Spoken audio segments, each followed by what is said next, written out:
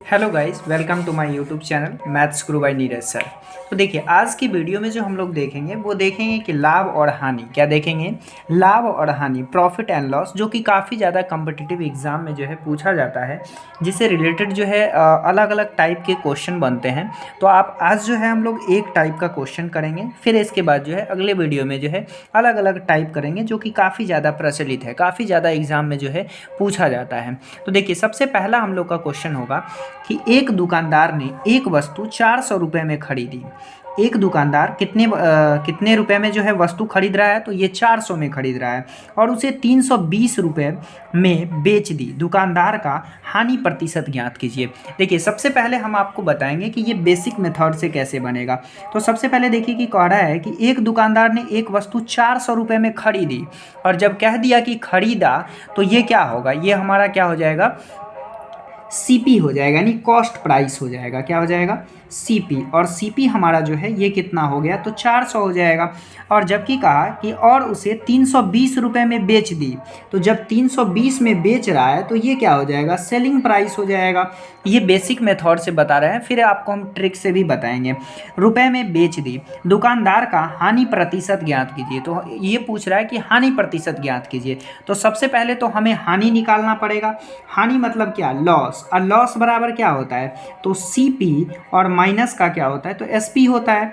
अब सीपी आपका कितना है? तो सीपी जो है 400 है और एसपी जो है ये 320 है। मतलब लॉस कितने का हुआ? तो लॉस जो है 80 रुपये का हुआ। अब हमसे क्या पूछ रहा है कि लॉस प्रतिशत। तो लॉस प्रतिशत का फार्मूला क्या होता है? तो हम जानते हैं कि लॉस और बटा सीपी और इंटू का क्या होता है? 100 होता है। यही होता है ना। अब देखिए, अब जो हमारा है ये लॉस कितना है? तो लॉस हो रहा है 80 रुपये का, तो 80 रखेंगे। और किस पे? तो सीपी पे। सीपी कितना है? तो सीपी जो है 400 है और इंटू कितना हो जाएगा? तो इंटू 100 हो जाएगा। ये देखिए, 2 जीरो से 2 जीरो कट जाएगा, तो ये कितना से कट गया? तो ये 20 चौके 80 कट गया, यानी ये कितना परसेंट का लॉस हो गया? तो 20% का लॉस हो गया। कितना का लॉस हो गया? 20 का लॉस हो गया। जबकि यदि इसे हम ट्रिक से बनाएं तो देखिए कैसे बनाएंगे। हमें कहा कि एक दुकानदार ने एक वस्तु 400 रुपये में खरीदी और उसे 320 रुपये में बेच दी। दुकानदार का हानि प्रतिशत। तो भाई हानि प्रतिशत मतलब यहाँ देख रहे हैं डायरेक्ट कि 400 से 320 हो गया, तो हानि कितने का हो गया? 80 का हो गया। और किस पे हानि निकलता है? तो सीपी पे। तो सीपी कितना हो जाएगा? 400 हो जाएगा और इंटू 100 कर देंगे। इतना करने की ज़रूरत नहीं है, फार्मूला लगाने की ज़रूरत नहीं है। ये 2 जीरो से 2 जीरो कट जाएगा और ये डायरेक्ट हमें क्या निकल जाएगा? तो ये निकल जाएगा 20%, और 20% का जो है हमें क्या हो गया? लॉस हो गया। अब देखिए इसका दूसरा टाइप। देखिए, दूसरा क्वेश्चन कहता है कि एक वस्तु को 243 रुपये में बेचने पर 10% की हानि होती है। उस वस्तु का क्रय मूल्य ज्ञात कीजिए। देखिए, ये बहुत इजी क्वेश्चन है। कैसे बनाएंगे? सो देखिए, कितना में बेचा है? तो 243 में बेचा है। तो जरा सोचिए कि जब कोई वस्तु को 243 में बेचा तो ये हमारा क्या होगा? सेलिंग प्राइस होगा। बेचने पर 10% की हानि होती है, यानी ये 243 जो है बेचा तभी 10% की हानि हुई। मतलब ये कितना? कोई भी वस्तु का रेट होता है तो वो अपने आप में कितना होता है? 100% होता है। और जब 10% की हानि हो गई तो ये कितने का वैल्यू रहा होगा? 90 का वैल्यू रहा होगा।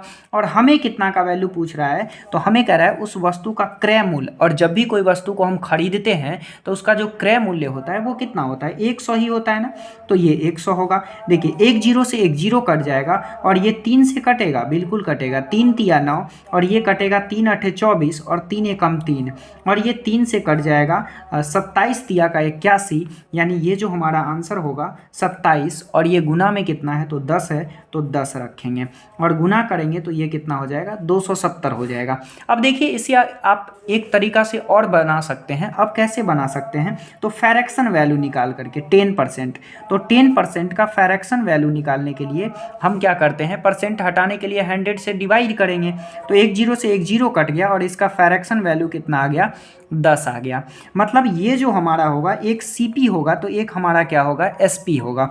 देखिए, ये हमारा नीचे का क्या हो जाएगा? तो नीचे का CP हो जाएगा। और यहाँ कह रहा है कि हानि हुआ मतलब 1 का लॉस हो गया, तो 10 में से 1 गया तो कितना बचा, 9 बचा। और यही कह रहा है ना कि 243 में बेचा तो 10% की हानि हुआ, मतलब 243 जो है ये हमारा कितने का वैल्यू है, तो 243 हमारा 9 का वैल्यू है। तो यहाँ 9 रखेंगे और कितने का वैल्यू पूछ रहा है, CP पूछ रहा है, तो CP कितना है, 10 है, तो 10 से यहाँ गुना करेंगे, ये कितना से कट जाएगा, तो ये 27 बार में कट जाएगा।